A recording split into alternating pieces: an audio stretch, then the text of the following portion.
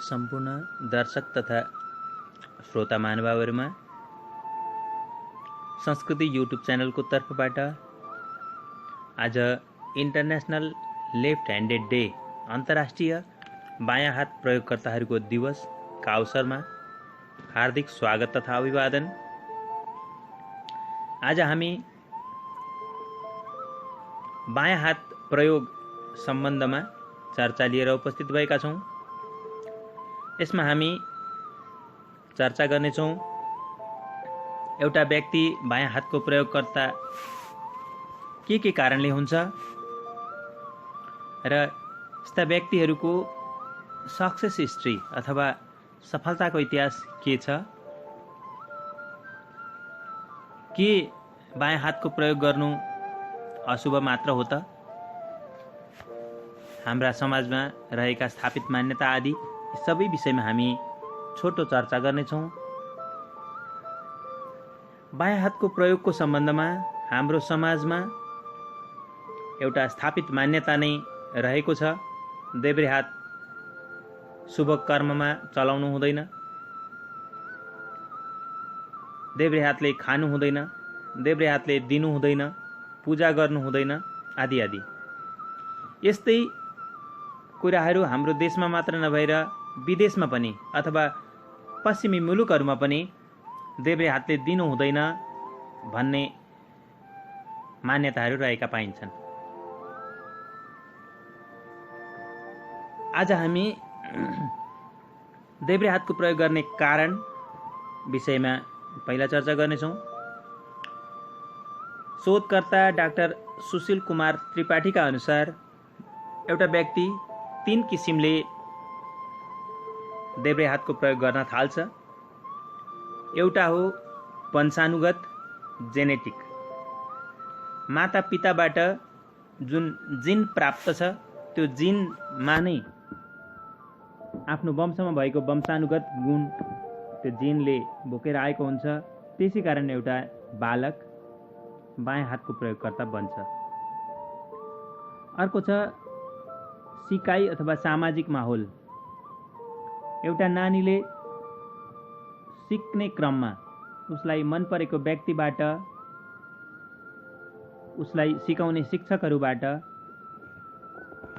अथवा उसलाई मन परेको पात्रबाट उसले सिक्छ र यसरी ऊ बायाँ हात प्रयोग गर्न थाल्छ। र अर्को तेस्रो छ मस्तिष्क सम्बन्धी अध्ययन। वैज्ञानिकहरूका अनुसार हाम्रो दिमाग अथवा मस्तिष्कलाई 2 भागमा विभाजन गरिएको छ, दाहिने र देब्रे गरेर 2 गोलार्धमा। र जुन गोलार्ध सक्रिय हुन्छ त्यसको उल्टापट्टिको विपरीत अङ्ग पनि सक्रिय हुन्छ।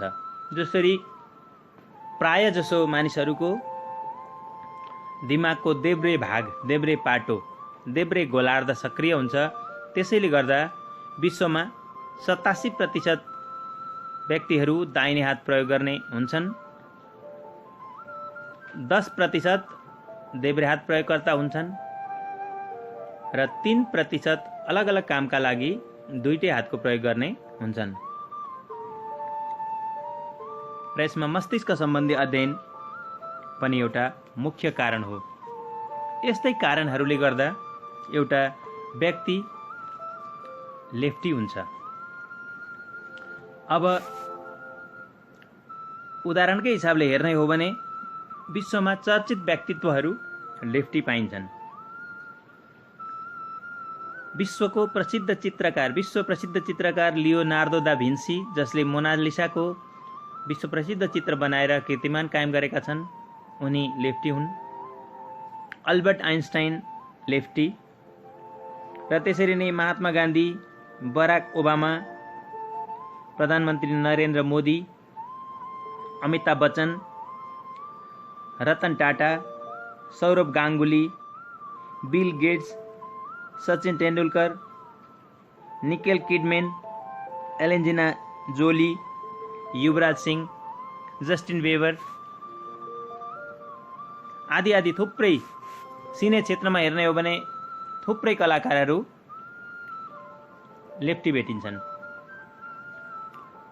शत्रुघ्न सिन्हा, सोनाक्षी सिन्हा, आमिर खान, करण जौहर आदि थुप्रै थुप्रै कलाकारहरू लेफ्टी भेटिन्छन्। दार्शनिक, शोधकर्ता, वैज्ञानिक, गणितज्ञ, कलाकारिता, चित्रकारिता जस्ता विधामा अब्बल दर्जाका व्यक्तिहरू लेफ्टी पाइन्छन्।